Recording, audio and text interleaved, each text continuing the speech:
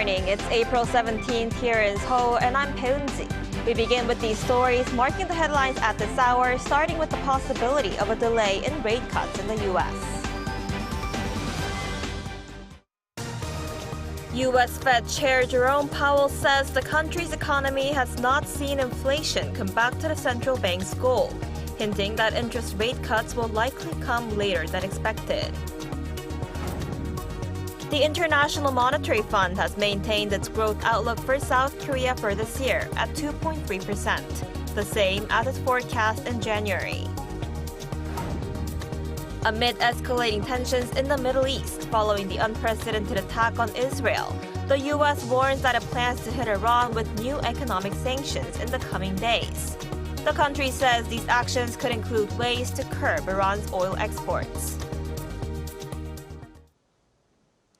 U.S. Federal Reserve Chairman Jerome Powell said Tuesday that high inflation figures will likely delay any rate cuts until later this year. His latest remarks signal a period of higher for longer rates. Our Lee Seung-jae starts us off. The U.S. Federal Reserve has long kept its inflation target at 2%. Reaching the target would mean rate cuts to levels seen before the COVID-19 pandemic. However, speaking at an event in Washington, D.C. on Tuesday, U.S. Fed Chair Jerome Powell hinted that it will take longer than expected to achieve the confidence needed to reach the central bank's inflation target, signaling it will also likely take longer to cut rates. The recent data have clearly not given us greater confidence and instead indicate that it's likely to take longer than expected to achieve that confidence. That said, we think policy is well positioned to handle the risks that we face. If higher inflation does persist, we can maintain the current level of restriction for as long as needed. Powell's latest comments are in contrast to remarks made just 2 weeks ago, when he said the overall outlook had not changed much despite some hotter than expected figures at the start of the year, and that central bank officials expect to lower rates at some point this year. His comments also suggest that without further evidence of inflation falling, the U.S. Fed may carry out fewer than the 3 quarter-point reductions forecast during its policy meeting in March. U.S. stocks reacted negatively on the back of Powell's hawkish comments. The S&P 500 dropped below 5,100, shedding 0.21% to end trading on Tuesday at 5,051.41, while the Dow Jones also fell 0.53%. The tech-heavy Nasdaq fell 0.12% from the previous day. Rate cut delays in the U.S. will also mean a more restrictive stance by the Bank of Korea, with South Korea also struggling to bring down its inflation level to the 2% target. Lee Seung-jae, Arirang News. The International Monetary Fund has kept its 2024 growth outlook for South Korea steady at 2.3%, on the back of what it called remarkable resilience in major global economies. The latest growth outlook for the country is the same as its January forecast, when it was raised by 0.1 percentage point. It's also rosier than the 2.2% growth forecast by the OECD and the Bank of Korea's 2.1% growth outlook. The IMF also kept its growth forecast for South Korea for 2025 unchanged at 2.3%. Over in the Middle East, the U.S. and the European Union are wrapping up efforts to impose tighter sanctions on Iran following recent hostilities. This move coincides with diplomatic maneuvers by Israel, which has called on dozens of nations to target Iran's missile capabilities. Our Shin Se-byuk reports. The U.S. Treasury Department has warned of new economic sanctions against Iran.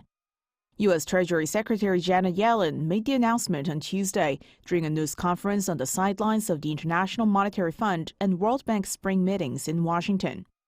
Yellen emphasized that she, quote, fully expects additional sanctions against Iran to be implemented within the coming days.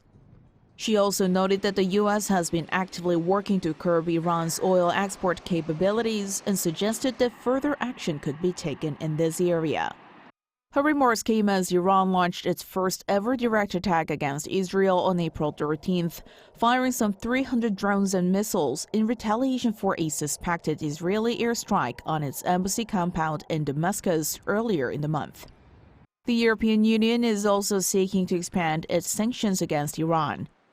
On Tuesday, the foreign ministers of the 27 EU member states convened an emergency video conference where several countries agreed on the need for additional sanctions against Iran. Some member states propose the adoption of expand the restrictive measures against Iran. The proposed sanctions reportedly include targeting components used in Tehran's weapons manufacturing. The sanction-related developments from the Treasury Department occurred as Israel ramped up diplomatic efforts to advocate for broader sanctions against Iran. Earlier on Tuesday, the Israeli Foreign Ministry revealed via a social media post that it has sent letters to 32 countries urging them to impose sanctions on Iran's missile program. Meanwhile, Washington expressed significant concern over potential military collaboration between North Korea and Iran, particularly in nuclear and ballistic missile development. State Department spokesperson Matthew Miller raised such concerns in a briefing on Tuesday in response to a question about suspected cooperation between the two regimes. Pentagon Press Secretary Pat Ryder, in a separate briefing, emphasized that the U.S. is aware of the threats from North Korea and Iran. He highlighted that the U.S. is committed to working closely with its Indo-Pacific allies, including South Korea and Japan, to enhance security and stability in the region. Shin Se-byuk, Arirang News. Shifting gears, Japan has renewed its false territorial claims to Korea's easternmost Dokdo Island in its diplomatic paper, sparking a strong backlash from Seoul. The report also said that it would not accept South Korea's ruling, ordering Japanese firms to compensate Korean victims of Japan's wartime forced labor. Our Choi Min-sung reports. Japan has yet again made territorial claims over Dokdo Island in its annual foreign policy report. In its 2024 diplomatic blue book released on Tuesday, Tokyo renewed its false claim that Dokdo is Japanese territory and stated that Seoul continued its illegal occupation of Dokdo. It's a claim that has been repeatedly made in Japan's diplomatic blue book since 2018. South Korea responded with a strong protest against what it called Japan's repeated unfair territorial claims. The Foreign Ministry called for an immediate withdrawal of the claim. There is no territorial dispute over Dokdo, as it is clearly our territory historically, geographically, and under international law. Our government exercises firm territorial sovereignty over Dokdo, and we will respond firmly and strictly to any unjust claims regarding Dokdo. The ministry also summoned the deputy chief of mission at the Japanese embassy in Seoul. The Blue Book also disputed a South Korean Supreme Court ruling which ordered Japanese firms to compensate South Korean victims of wartime forced labor during Japan's colonial rule. Despite repeated requests over the years, Japan has refused to make reparations to individuals, insisting all matters were settled under the 1965 treaty that normalized bilateral ties. In an attempt to mend relations with Japan, Seoul last year implemented plans to settle the issue of compensation through funds procured through a third party.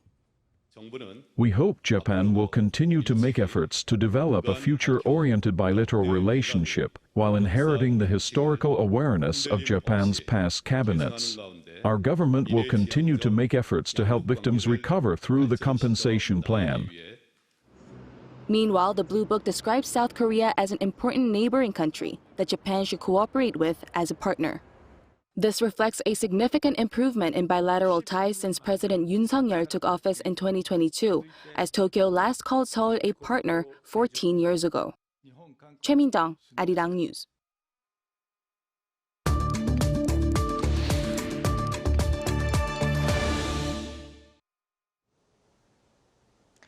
For the first time in 7.5 years, the U.S. envoy to the United Nations has visited South Korea.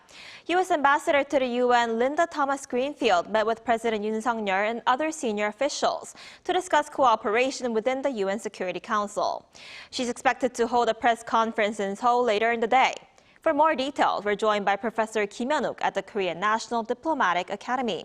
Professor Kim, thanks for joining us this morning. Thank you for having me here. So this is the first time in more than 7 years that the U.S. ambassador to the UN has visited South Korea. So what does this mean in terms of relations between Seoul and Washington? Well, I think after the Yoon government came in, the U.S.-South Korea relationship has been upgraded several times. And I think the visit of the U.S. Ambassador to UN to Seoul signifies that the relationship and cooperation between two countries is getting wider and wider into the international community level. Not only the North Korea issue, but there are a lot of issues in the United Nations that two countries can cooperate. Two countries are now belonging to the UN Security Council, and a lot of global security issues are there. Maybe the ambassador, U.S. ambassador to UN, I think, signify that a lot of agenda is there in the United Nations that needs South Korea's cooperation. Right, and the ambassador said she'll find ways to seek alternatives and creative ways to enforce North Korea sanctions after Russia recently blocked the renewal of the UN sanctions panel that monitors North Korea's nuclear weapons and missile programs. What's your take on this? Yeah, it's very surprising that because of Russia's veto, the experts panel under the UN Security Sanctions on North Korea Committee has been totally canceled. It was supposed to be postponed every year, but Russia, bothered it. So I think, there's a homework for the, people at the United Nations to find some alternatives now, maybe inside the United Nations or outside the United Nations. But if we want to establish some other alternative, committee or, group within the United Nations, I think there will be another Russian or Chinese, bother movement or veto movement. So I think it's proper for us to think about what we can establish outside the United Nations, something that doesn't need any cooperations by Russia. So it will be centered around some relevant countries like U.S. and Japan and Korea and some other countries in the world and also in the Indo-Pacific region, I think. Right, and yesterday she visited the demilitarized zone separating the two Koreas. What does this signify and what message does this send to the North?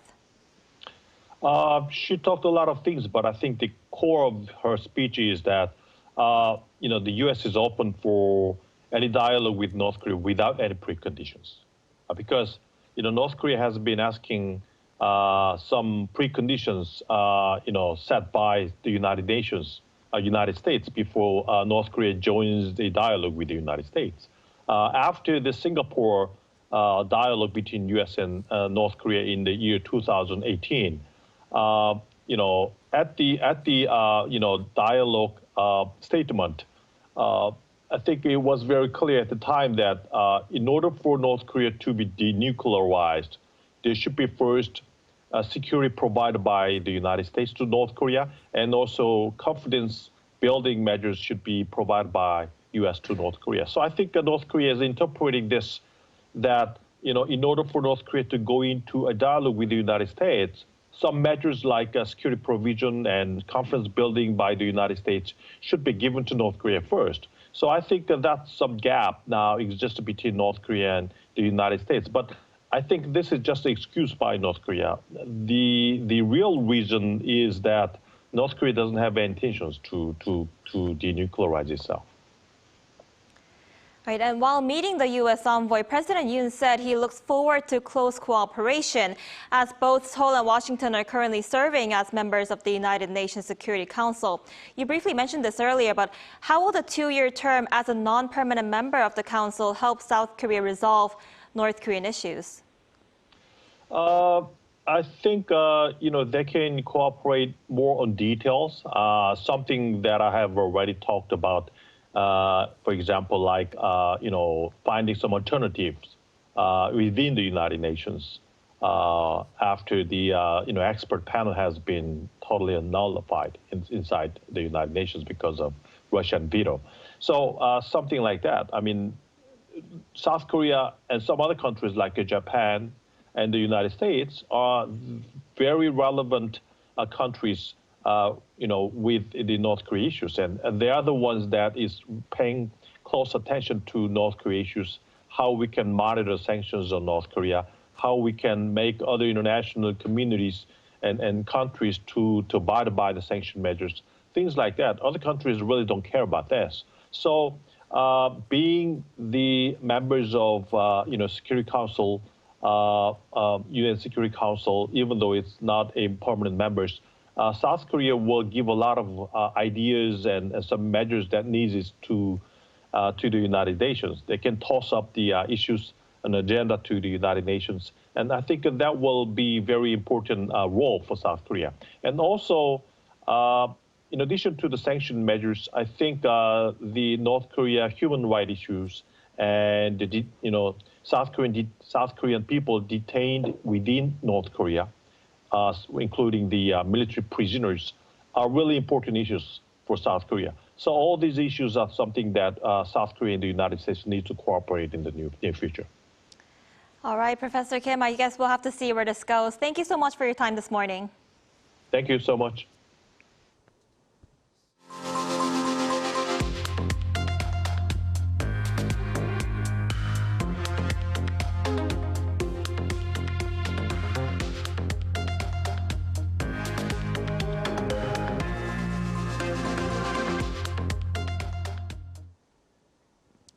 President Yoon has delivered a speech on the outcome of last week's general election, saying that he'll carefully listen to the people as he expressed his regret. Our presidential office correspondent Oh Soo-young has the details. President Yoon has apologized for his failure to communicate and reflect the needs of Korean citizens, humbly accepting their choice to vote in an opposition majority into parliament. This came at Tuesday's cabinet meeting, where the South Korean leader conveyed his position on the outcome of last week's general election, which saw a crushing defeat for Yoon's ruling People Power Party, casting a shadow over the next 3 years of his presidency. Yoon said he had focused on making systematic improvements to the Korean economy, but in the grand scheme of things, the administration had failed to deliver tangible improvements to people's livelihoods. 결국 아무리 국정의 방향이 옳고 좋은 정책을 수없이 추진한다 해도 국민들께서 실제 변화를 느끼지 못한다면 정부의 역할을 다하지 못한 것입니다. 국민께서 바라시는 변화가 무엇인지, 어떤 것이 국민과 나라를 위한 길인지 더 깊이 고민하고 살피겠습니다. To this end, Yoon plans to continue a series of policy forums around the nation, which invite local citizens to discuss issues affecting their livelihoods. Yoon also vowed to move ahead with his 3 major reforms for education, labour and pensions to overcome fundamental barriers to future economic growth, as well as push for medical reform. More crucially, the president pledged to become more humble and flexible in his communication and listen carefully to the voices of the people in recognition of their diverse needs. A senior aide to Yoon added that the president in his closing remarks said he was sorry for failing to reflect upon public opinion and that he had been the first to fail to communicate. Yoon's office has been seen as lacking in public engagement and uncompromising in pushing through policies without sufficient discourse. Also leading up to the election, the controversy surrounding Yoon's Secretary for Social Affairs and his ambassador to Australia had further dampened public opinion. With Yoon having promised a reform of how his administration runs state affairs, the president is expected to replace his most senior officials, including his chief of staff and the prime minister, who offered to resign last Thursday. Yoon's aide told reporters that given the enormity of these positions, the new appointments will take time, indicating this week may be too soon. A structural reform of his office is also expected in order to become more communicative and reflective of public opinion and work with the opposition in parliament. Regarding the possibility of the president meeting opposition leader Lee Jae-myung, the official indicated that all possibilities are open for communication with the opposition. However, as the ruling party's leadership has not been consolidated, the meeting would take at least the minimum amount of time for both sides to make it happen. Oh Soo-young, Arirang News.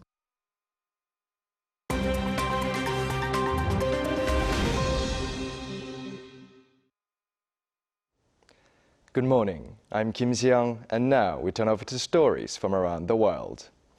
We begin today in India, which is holding its general election starting on April 19th. In what is the largest democratic exercise in the world, 969 million Indian voters will elect the members of India's lower house of parliament, the Lok Sabha. Indian politicians were seen across the country campaigning as the likes of Prime Minister Narendra Modi and opposition leader Rahul Gandhi took to the streets for one last push for votes. On Tuesday, the incumbent Prime Minister Modi addressed the supporters of his Bharatiya Janata Party at public rallies in West Bengal state, while the Indian National Congress Party's Gandhi held a roadshow in Kerala. India has more than 2,500 political parties, a mere 10 of which currently holds 86% of seats in the lower house of parliament. The Indian general election starts on Friday, but will be held in 7 stages until June 1st. Moving over to Denmark, a fire in the country's capital on Tuesday engulfed one of its most famous landmarks, the Copenhagen Old Stock Exchange. As much as half of the building burnt down, while no casualties were reported. One of the city's oldest buildings, the Old Stock Exchange, was under renovation, wrapped in scaffolding and plastic sheets, which made it harder for emergency services to get the fire under control. Culture Minister Jakob Engel Schmidt said that 400 years of Danish cultural heritage had gone up in flames, while Danish Chamber of Commerce Director Brian Mikkelsen vowed to rebuild the building no matter what. The Dutch Renaissance-style building, which dates back to 1625, has served as the headquarters of the Danish Chamber of Commerce since the 1850s. US multinational tech giant Microsoft announced Tuesday an investment worth $1.5 billion in United Arab Emirates-based artificial intelligence firm G42. The investment gives Microsoft a minority stake and a seat at the board of G42. Microsoft said that the binding effect of its first-of-its-kind agreement would ensure secure and trusted development of AI. The two companies also said that the US and UAE governments were involved to assure the security of Microsoft cloud services to be used by G42 to run its AI applications. G42 reportedly had divested its investments in China and began the process of moving away from the use of Chinese hardware. The United Kingdom passed a parliamentary vote on Tuesday to ban anyone aged 15 and under from ever buying cigarettes. The Tobacco and Vapes Bill is one of the British Prime Minister Rishi Sunak's flagship policies, which, if enacted, will become one of the world's strictest anti-smoking laws. The bill passed the House of Commons, the UK's lower chamber, with 383 votes in favour and 67 against. The bill angered a number of members of even Sunak's governing Conservative Party, including former Prime Ministers Liz Truss and Boris Johnson, who said that the state should not interfere with people's lives. The Tobacco and Vapes Bill, if enacted, will ban children born since 2009 from ever being able to legally buy tobacco.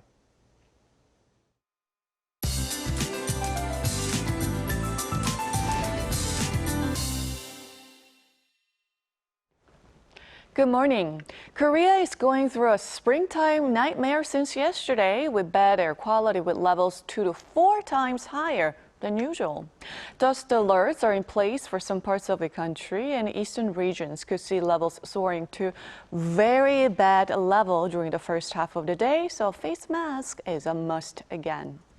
Afternoon temperatures will go up to 5 degrees in most parts today, but once the sun begins to set, readings drop rapidly, so please do dress accordingly.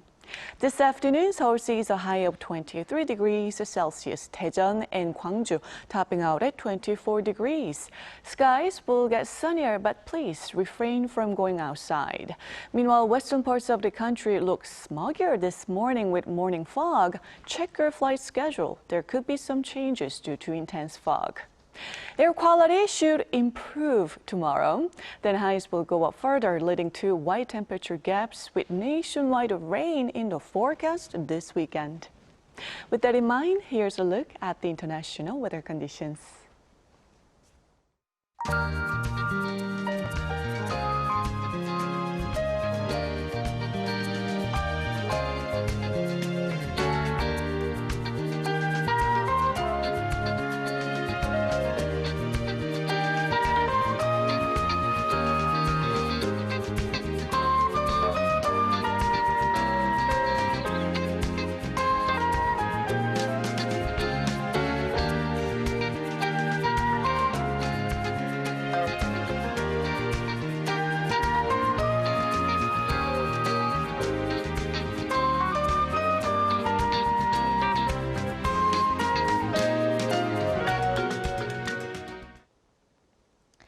That wraps up today's New Day at Arirang. Thank you for watching. We'll bring you more updates at the same time tomorrow.